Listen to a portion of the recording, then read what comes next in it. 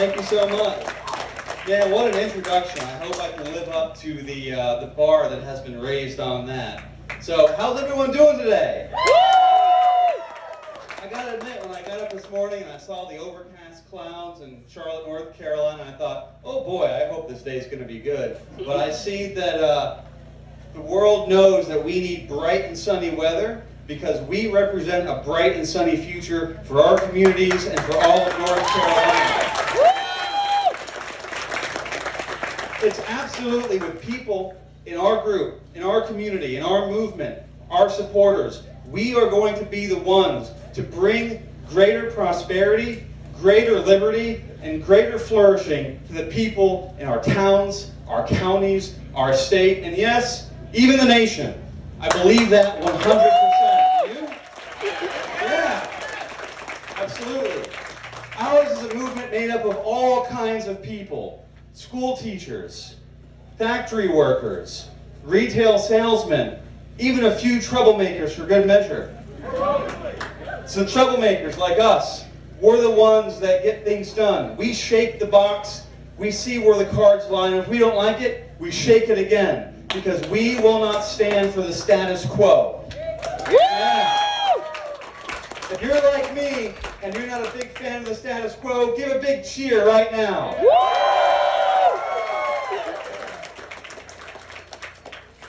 Now, what are we going to do about it? Well, we have an election coming up, don't we?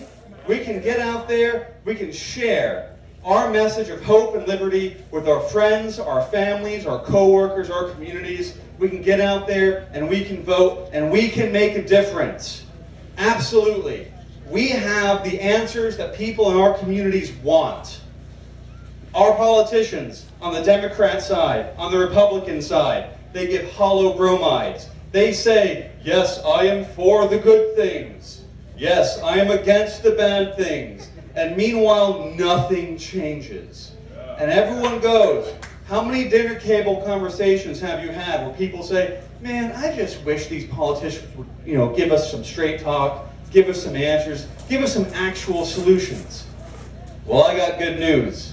We have those answers, and we have those solutions, and we don't care what is politically acceptable. We don't care what is on the 3x5 card of allowable opinion. We will say what we mean, what we feel, and we will fight for the change that we want. Woo! Exactly. Ours is the party. Ours is the party.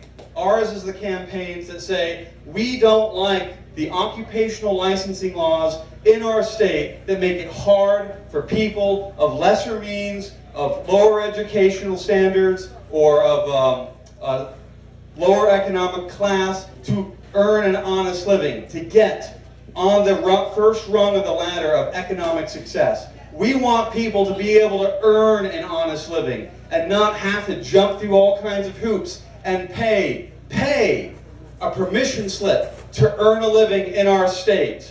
Woo! If you have the skills and the will and the drive and you have a product or service that people want, who is the government to say, no, you have no permission? We don't believe that for a second, do we? No! And what are the duopoly candidates saying about it? What are the Democrats and Republicans doing to make things better for the people of North Carolina? Nothing! Absolutely, they're doing nothing. And we demand better because we deserve better. But it goes further than that. Democrats and Republicans will talk about health care costs. Now, raise your hand if you think health care is affordable. Smart crowd. Very smart crowd. Or at least some of you have been to a hospital lately. Now, what are the Democrats and Republicans doing about it? I can tell you. Nothing. The Democrats want to talk about Medicaid expansion and Medicare for all. The Republicans want to talk about Medicare expansion, or they just don't talk about it at all. But what are we saying? Well, we want to get rid of the certificate of need laws in this state, which make it impossible for independent doctors and physicians and clinics to compete with the big hospitals. I'll give you a short anecdote about that. In Greensboro, there was a gastroenterologist and he wanted to buy an MRI machine, right? So that he could offer low-cost MRIs to the people in his community. That's pretty awesome. So this is America, right? You want something for your business to expand your services, you can just buy that piece of equipment and offer it, right? Wrong. Because before he could even buy that $500,000 piece of equipment, he had to give $200,000 to the board, the Certificate of Needs Board, and then get a permission slip from the hospital that was already charging a few $1,000s per MRI. Boo! Let me ask you a question. It's not necessarily rhetorical. If you're on the board of a hospital and someone says, "Hey, I know you're making a few grand in MRI, and I want to undercut you by, by more than that, charging only $500 for this medical procedure, so that no one will need to come to you anymore, so they can actually afford things." What do you think they're going to say? Hell no. Almost every single time, these certificate of need requests get shut down if you're even allowed to petition it. Because these government bureaucrats, they get to tell you what is an acceptable level of service for medical expenses in North Carolina. I thought our license plate said First and Freedom. How come we don't have the freedom to buy the care that we need? But that's North Carolina. But guess what, folks? It's okay. The Democrats won't fight for you. The Republicans won't fight for you. But you know who will? Well, yes, Stephen, yes, but specifically the Libertarian Party will fight for you. We're the only ones going out and saying this is unfair. But speaking of unfair, we're at a distillery, right? Now, anyone who knows anything about the alcohol beverage industry knows that there's a little something in North Carolina called the Alcoholic Beverage Control Commission. The ABC. This is an organization, this is state-run, centralized control of a product that people want, of an entire industry. The government doesn't think you have a right to buy what you want, when you want, where you want it. If you wanted to buy one of these delicious bourbons today, you can't. Why? It's Sunday and the government says you don't have permission to do it. Boo! Does that sound like First and Freedom to you? It doesn't sound like First and Freedom to me. During COVID, have you heard about that? Right? Now, I'm not going to say anything to minimize people's fears or risks or worry. It is a fact that people are getting sick and some of those people die, and that's a tragedy, no matter what your political opinion on the matter is. But people still need to earn a living. People still have a right to earn an honest living. And we have a government that is saying, you know what? Because some people are afraid, you can't earn a living. Because some people might get sick, you don't have a choice to take matters into your own hand and accept responsibility for the risk of living in a world that can sometimes be dangerous. Now, we could have reasonable measures, right? We could bring people into the process of saying, do you want to wear a mask? Let's make masks available. Hey, let's make sure that if you get sick, you have access to health care to help you get better by getting rid of Certificate of Need laws. But is the government saying things like that? No. They just say, bar, club, shut down. No, thank you. You don't now have the right to earn a living. You are not in control of your own lives or your own destiny. Who thinks that's all right? Nobody. Well, I mean, some people do, but no one in this crowd, because we're all freedom-loving Americans and North Carolinians, and we know that we know what's best for ourselves, our lives, our communities, our families, and that gets me to the last point I'll mention today. Which political party wants less government in your life? I mean, actually less government in your life. Right now, we have a system in North Carolina where men and women in marble halls in a faraway capital called Raleigh can tell the people of Lewisville what they can and can't do. Can tell the people of this county what they can and can't do. Let me ask you a question. Well, let me preface that with a little anecdote. I live in Charlotte, North Carolina. The people who are not from Charlotte in this crowd, do you know what's better for my city than you? Than I do? No? No? Whatever town you guys are from, if it's not Charlotte, do you think I know what's better for your communities and your towns than you do? No.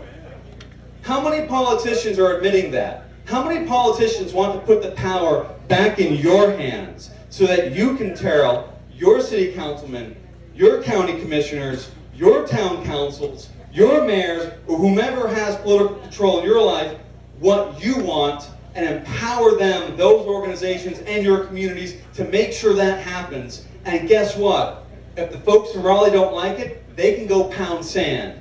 Who's saying that? Us.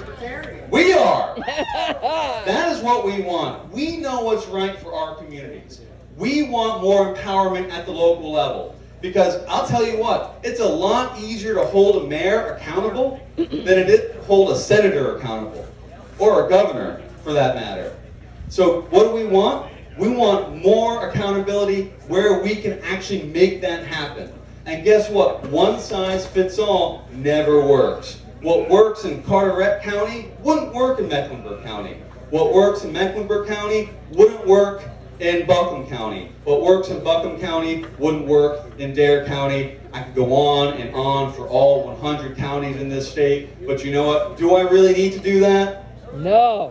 Yeah, no. And thank you, because I don't remember the names of all 100. I'll admit that. We're in Forsyth. Well, I know we're in Forsyth. Did I forget to mention them? I'm sorry, guys. Forsyth is one of the best counties in the state. But all counties matter. That's true. All counties matter. But truly, Forsyth is the best county. People often say that. It's a tremendous county. I love this county.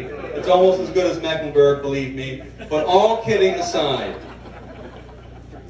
these can be dark times, but we need to be of good cheer. We need to be happy warriors for the cause, because there is so much gloom and doom in the world. We don't need to play into that. The Libertarian Party's emblem is the torch of liberty. A torch gives off light. Light is a symbol of hope. We are that hope for North Carolina, for our communities, for the people of the nation. Let's send a strong message this coming Tuesday. Look at that. Time flies. Let's send a strong, powerful message on Election Day that there are people who believe in the promise of liberty, who believe in the principles of the founding of this country, that all people are created equal, that we all have within us the right, the obligation to be able to choose our own lives and our own destiny, that we want an ever better republic where we can be part of this great experiment, this great journey into liberty that gets better and better every generation. There's a lot that we need to improve, but our party and our movement, we have the answers. We have the will, the support, the strength, the character to make this happen. So get out there, get as many votes as you can, convince friends and family members, and don't be afraid. We are on the winning side of history. Our movement grows every year. We have a momentum. We have a momentum that takes the wind out of the sails of the duopoly, and people are wising up. They are realizing that this sick, corrupt, rapacious rot that is in our government is something that regular, everyday Americans cannot and will not tolerate much longer. And that's fantastic news for us, because all we want to do is to take over the world so that we can leave you alone.